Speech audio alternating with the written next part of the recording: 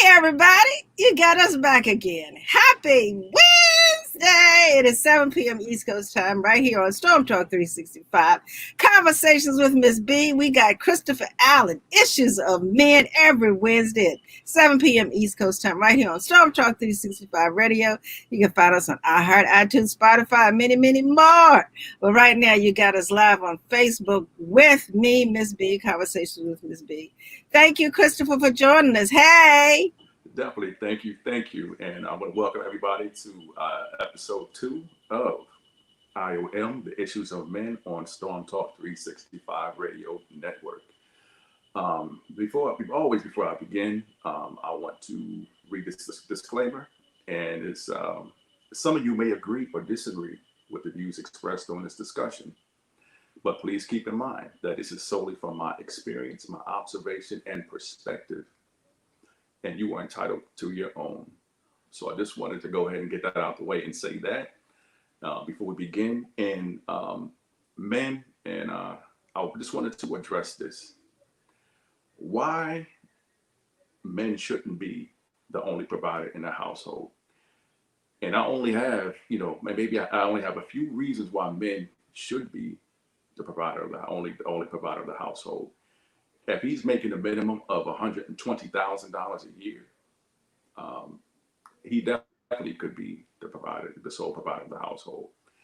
If unless if you have children, if you are together with someone, you have children.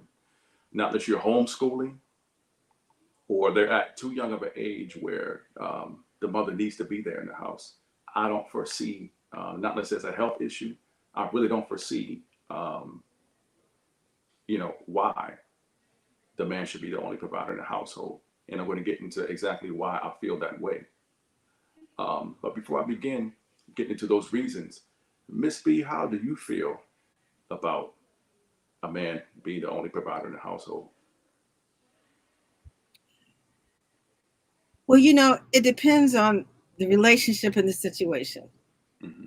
Now, if there are health issues, if there's a prearranged agreement that the woman has other responsibilities that he recognizes and he prefers that she not work, um, if there are an abundance of children and it's cheaper for her to stay home than to play daycare and different things, there are a lot of different reasons why.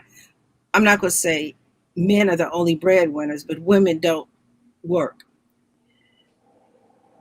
I think it is something that should be handled on an individual basis. But I also think, as a woman, you should not be controlled and told that you can't work, that you can't be self sustaining, that you have to give up your dreams and your goals professionally because now you're married, and totally be controlled by a man because he has all authority financially. So again, there's a lot of different things that I could talk about, but I don't want to sidetrack you from the points that you want to make. But I think that every relationship should be handled differently, and there should be no specific guidelines as to whether a man should or should not be the only breadwinner. And I like the fact that you said have a cap that should be in place before you decide that the woman does not have to contribute, because anything, like you said, under $100,000 is really going to be, especially now, a strain because it's Straight. not enough finances. But as I hand it over back to you, we have to be mindful that we're talking about today, and today's economy suggests that it's a risk for it to be a one income family because the way businesses are closing down, the economy is very shaky. Um, if you only have one person and that person is no longer the breadwinner, jobs are not easy to find, benefits are running out. So we have to take into consideration at the time we're talking. So thank you for asking me my opinion, Chris. Ms. B, you're welcome. And you made some very great and valid points into my reasoning. Um, and one of those two, I was like, I really feel that, um, the woman should definitely be running her own business. She's not, running her own business from home, possibly, um, finishing her education, or something that is going to be productive. And I'm going to tell you why a little bit later. And this is just from my own personal experience dealing with um, starting out in a relationship. And we had two incomes in the household, but it ended up winding up being one income in the household. And that was because they weren't honest with me to say that, hey, I want to be a homemaker. I want to do this, or I want to go to school. I want to do whatever that is. But just chose to stop working. And sometimes, if that person stops working and you have a two-income household, there's a lot of pressure on the male to find out, to get out there and hustle and do whatever he has to do to make ends meet. Now, there are tons of studies. There are a lot of articles and things out there that would tell you that with the man being the only provider in the household, it's not good. And some of the reasons that my personal reasons, some of the reasons that I also have read in the past is that men are more stressed out, they're more agitated, high anxiety, they're more inclined to break down, and very easy to snap. Their mental breakdowns, emotional breakdowns. So this is something that I want the men to get and understand too.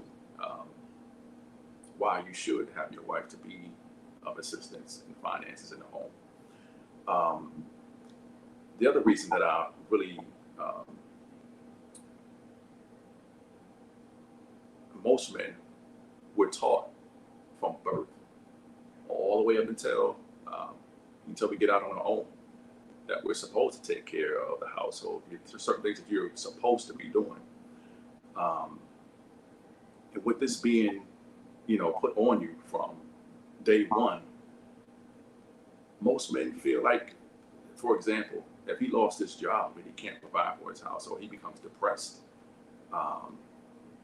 He may even start drinking. He may even start getting high because he doesn't know any other way to express or how to deal with that situation of him not being able to provide for his family. Men are more prone to get sick, more prone to get injured. And to be honest, Ms.B, most men are less likely to go to the doctor or go see a doctor before a woman. I got one. I know. We try to be Superman, but we are far from it. We're far from being the Superman. And again, I just want to go back to the financial aspect, Ms.B. You mentioned earlier about control. And I realized even in my own relationship that when it creates an atmosphere of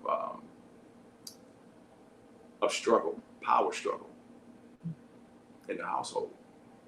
And, if you run in a family, you in love with your woman and vice versa, it's a place where a power struggle shouldn't be at all. He's in a more, like you said earlier, he's in more a position of power and control. And he may decide to give her an allowance. He may not.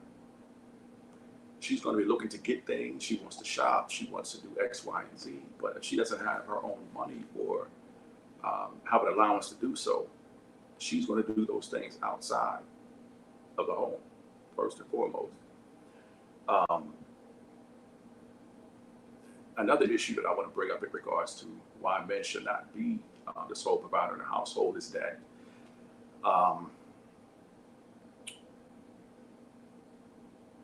even if, I'll just put it like this for most women, even if he says that he wants you to be at home to take care of the kids, or he wants you to be the homemaker, he has good intentions with that. But the issue, the problem with that is that, Ms.B, is that eventually he's not going to look at you the same. It doesn't matter that you taking care of the kids. It doesn't matter that you are cleaning, you're taking care of the house. It doesn't matter that you're doing the shopping and things of those nature. It's just not going to be. It's no longer good that he you're looking good when he comes home and things like it's not going to hold up after a period of time. He's going to start to resent you for him doing everything that he needs to do, and for him everything that you do is not enough. Although it is a contributing factor, there is a balance to that. So let's be like, how do you feel about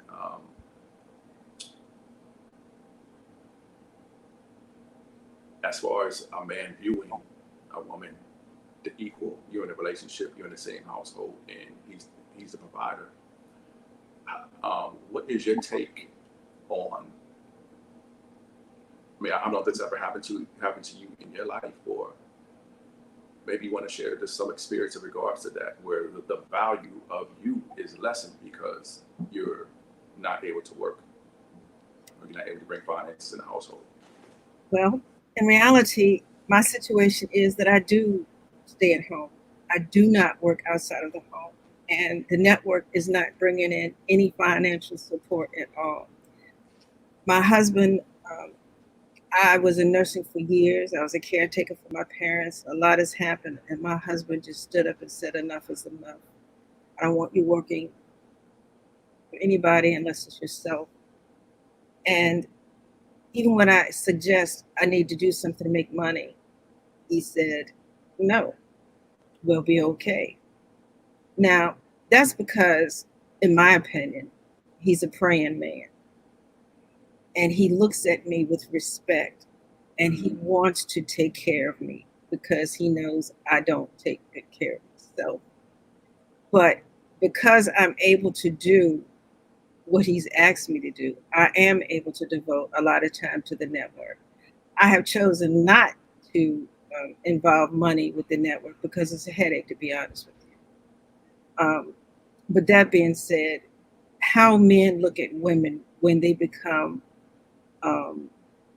a burden can happen real quickly because, like you said, it starts out with a good intent. So let me tell you, with my husband, it had gotten to the point where, he was walking around and it really got tense because his job situation changed and the income changed. So then it was like, okay, I'm not doing too good on my own. I need some help here. And so even though he did not want me to work, he started asking questions about, can you file for Social Security? Can you do this? I need some help here. Things are happening. So even with a praying man, when you're under pressure, you do become resentful and upset and discouraged because if you miss a day from work, that's a paycheck that's short. That's a lot of pressure. So whether you're in your 60s like we are, that should be ready to retire and comfortable, or 30, 40s, and 50s, again, it has to be a sense of balance. And unfortunately, a lot of women are in that position because they feel entitled. You need to be taking care of me. You need to be taking care of me. I'm not going to do this. I'm not going to do that, and they don't realize that it's a team effort. Absolutely. And I personally, I understand because I asked for permission. May I have? Is it okay? Can I do this time? Because he is the one bringing in the money, and I don't want to assume that I can just write a check that I shouldn't. You see what I'm saying? And Ms.B, and I know even for myself, one time I was injured and I had to ask, you know, um, on one end it is good to ask, but after a certain period of time, as a man or a woman, we'll get tired of asking for assistance or asking for help. Um, because in reality, a lot of times it's like if somebody's dangling a carrot over your head, and they'll be looking for something in return for that, or look at you in a certain way, as we discussed before. But one of the things that, in my experience, with being the primary caretaker in a home, primary breadwinner, saving money for a rainy day became difficult. You Absolutely. know, usually there was usually there was none. Um, and usually maxed out the credit card. The credit card was always nearly maxed. Um, wasn't really to and be able to enjoy the fruits, really of my labor. Um, didn't really go on vacations. You may have a daycation and things of that nature, but um, nobody didn't have any money to save or spend. You know, we might look good, look healthy, but the whole situation was it became a burden. It became very stressful. And again, I want to talk about, um, as you said, you're in your 60s now. You talk about retirement. If there's only one income in the household, um, and you have a partner that is not working, um, it's going to be far. I mean, as far as saving, it's going to be a long time before you're able to save or do what how you plan. I want to say, $400, $300 a month. You're not going to be able to put away $300 a month being the only primary caretaker unless you're making, like I said earlier, a minimum of $120,000 a year. Um, and so, to me, it was almost like, okay, outside of the children being of a certain age and they're going back to school, it's like you've lost you lost 10 years, 15, 20 years of being able to save, potential savings and money. And, you know, even if you had a financial agreement, whereas though if she was working part-time, it was like, hey, I'm gonna take care of this, you can take care of this, but a little bit extra that you have, would you be able to put a part of that into the savings, so we can be able to build it up a little bit more quicker. So again, communication um, in your household is also a great thing that you should have. Being able to minimize a lot of times. You have all the necessities that you have, but a lot of us want, we have the Joneses. We want to drive the BMs, the Mercedes, and things of that nature. So when those things are going on, um, and you're trying to do this off one income, again, it's very stressful for the man. Um, I just feel too, another situation that's dealing with this is, let's talk about not enough time or the lack of time together. Mm. So when he's out working um, 10, 8, 10, 16 hours a day, doing what he's doing, when a woman has a lot of time on her hands, or the male has a lot of time on his hands, what's going to end up happening is she or he is going to start thinking like, you're not working all that time. You're spending time with somebody else, or you're with somebody else. Um, One of the things that I did that happened to me as well is that when you are working these many hours, the woman gets lonely. Just a little bit of time that you have at home, a little bit of time that you have to spend with the kids, they start acting out, and it becomes an issue. Um, have you had any thoughts, anything like that happened in your personal relationship or relationships in your life where maybe the male was a breadwinner and he wasn't coming home, he was staying out longer? Did it bring any doubt in your mind? Okay, I'm gonna give you two scenarios, and you asked some very good points, and I'm happy to share my personal experiences. I'm gonna start with my current marriage. I've been married twice. Once to my biological father's, I guess the children's father, and to my husband. There's a difference. So my husband, you're absolutely right.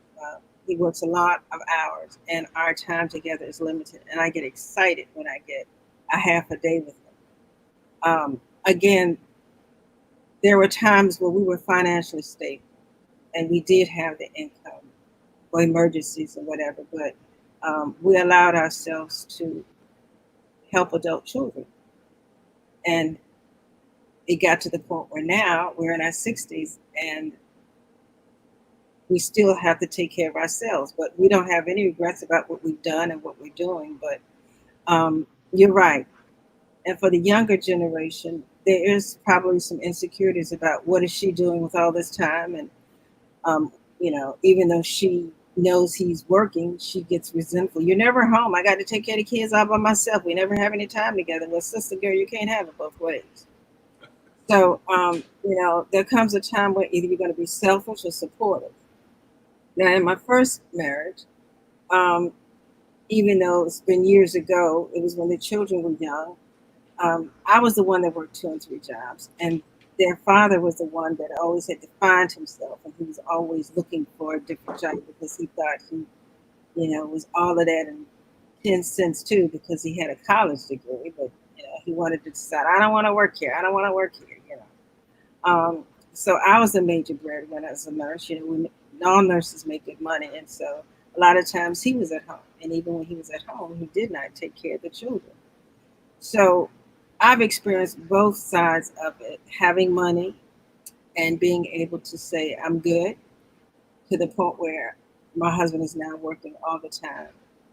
And because we're stable in our relationship, um, and I don't worry about what he's doing at work. And he knows that my health is to the point where ain't no way in the world she cheating on me.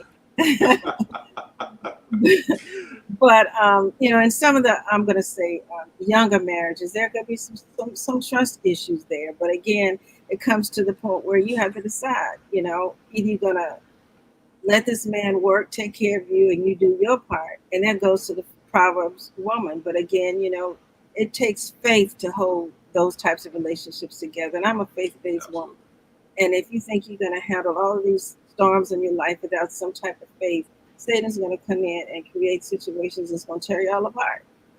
So, my suggestion and my success has been based because every time something looks like it's going left, I turn right and trust God and read the scriptures and say, okay, what's expected of me as a wife? What's expected of him as a husband? And how can I make things better for him? Because he is sacrificing for me to stay at home because of my health issues. And you know, even to expand on it a little bit more, I think the nagging, the arguments, and the resentment started to set in. Um, being as her being the homemaker, and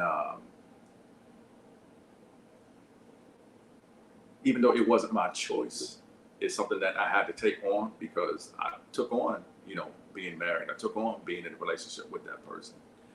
Um, and then, I think one of the things too that men really have to understand too is um, women have dreams too.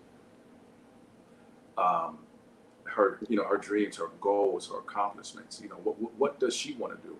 Um, and the thing with that is, if your relationship doesn't work, and you decide to move on, and she's a homemaker, she never went to school, she never got a degree. She's definitely going to be very angry and very resentful. Um, so, how is she going to live now? And she's definitely, especially if you're married, she's going to go the distance to get what she can, the most that's allowable. Alimony, you know. So this is a situation that you want to avoid.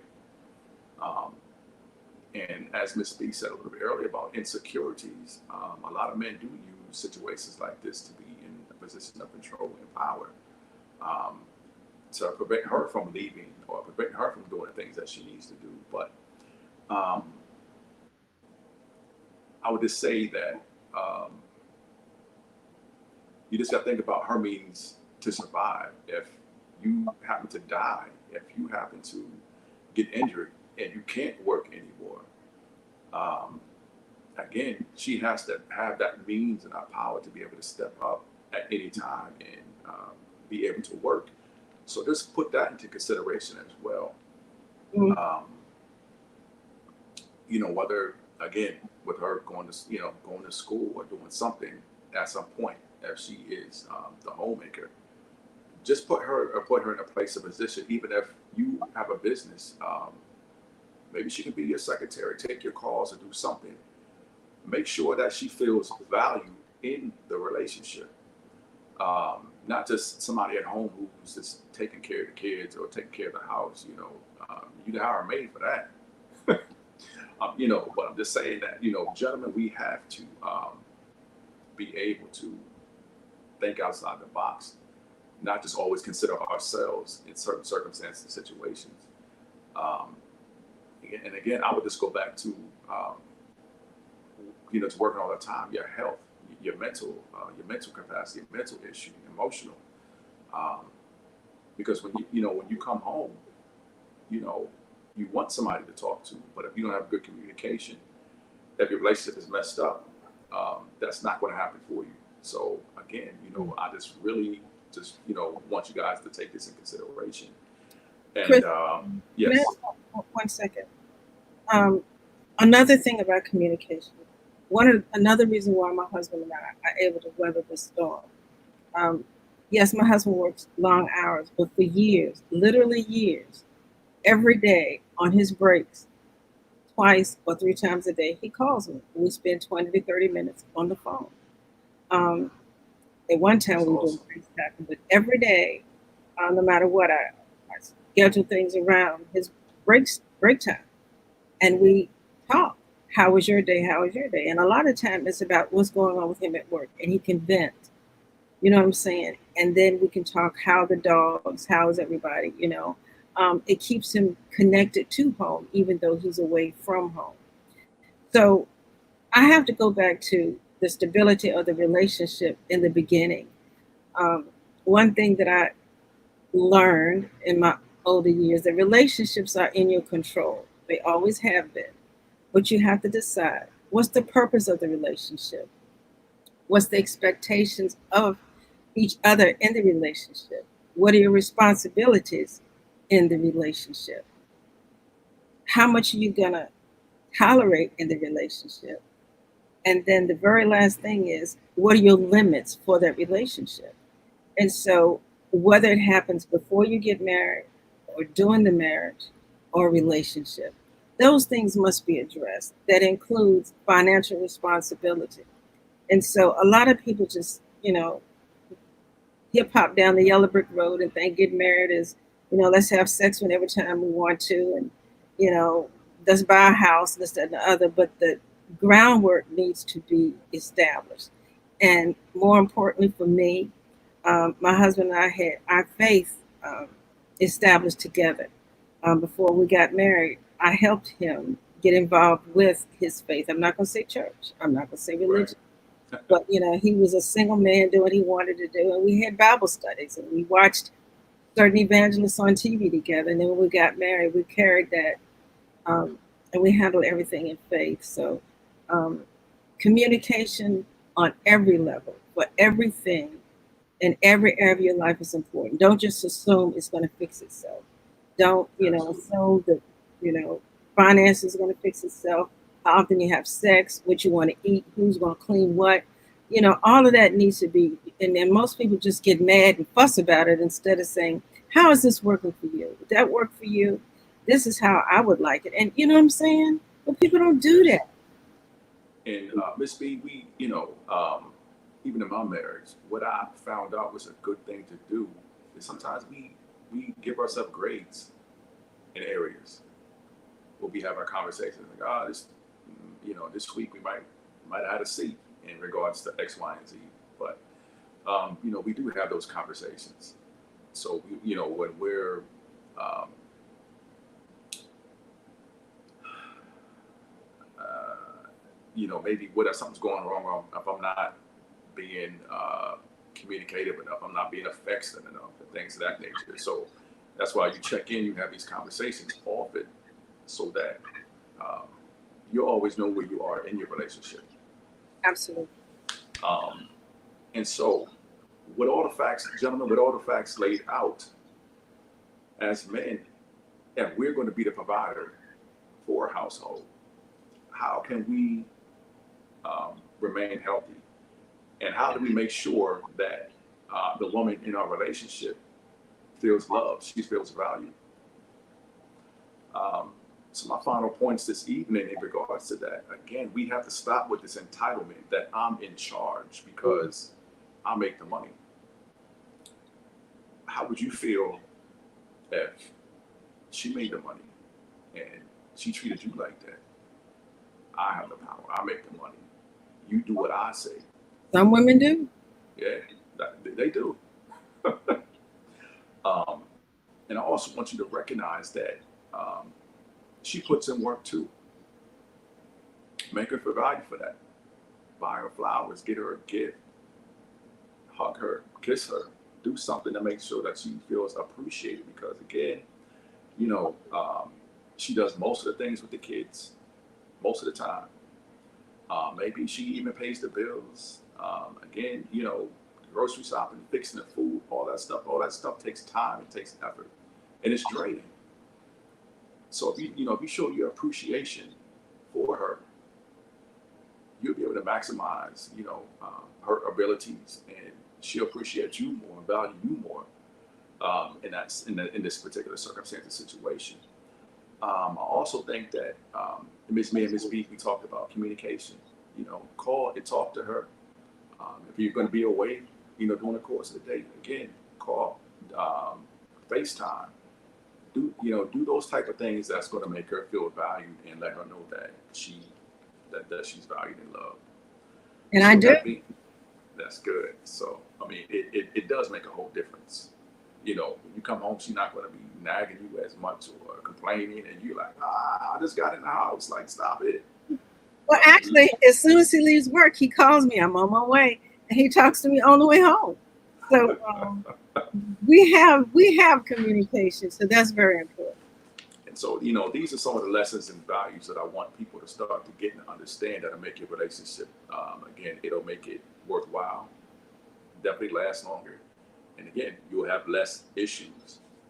So with that being said, next week's show, we're going to be talking about the issues of our young generation, our young men having children too early. And we're going to talk about the effects of that next week here on Storm Talk 365 Radio, 7 p.m.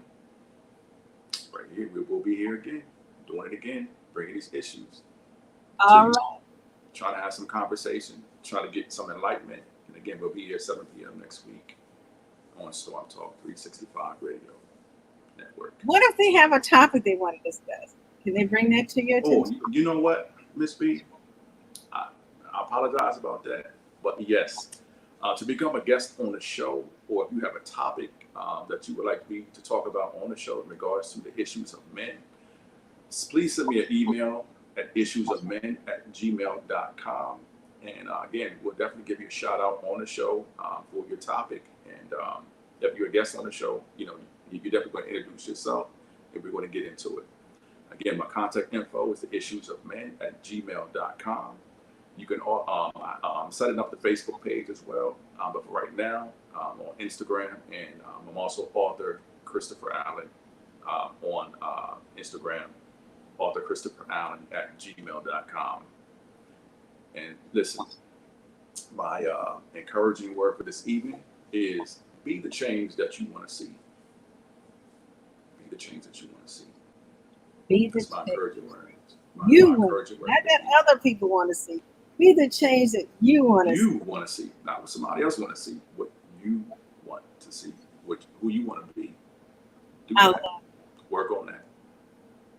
I know you've given your closing remarks, but I have one shameful plug that I've got to put out there.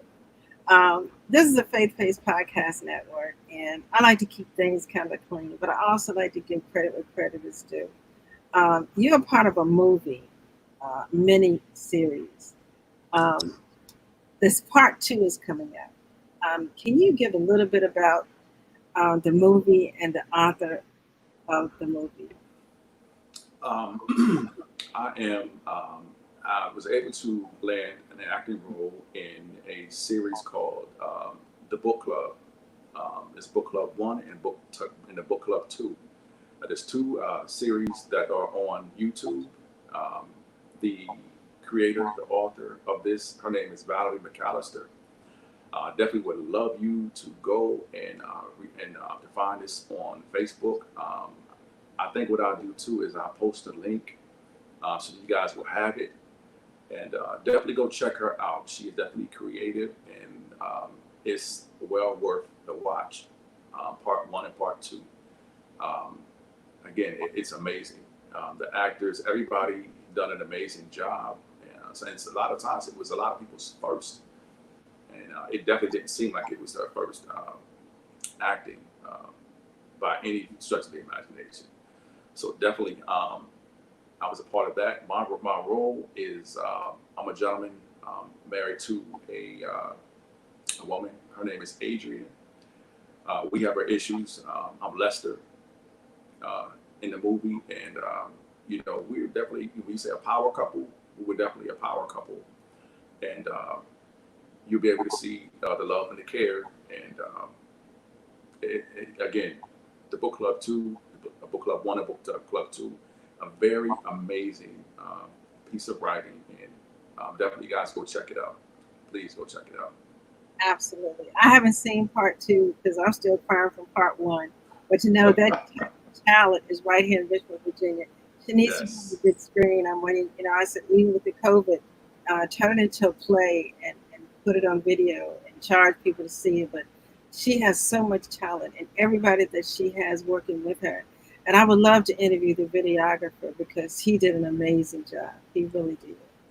and the videographer, his name is Kevin Jackson, and I tell him, even though he doesn't accept it, a lot of people don't like compliments for whatever that reason is. But I still tell him. There's I a know a lot lot of of times it's a lot, and he's amazing, definitely amazing videographer.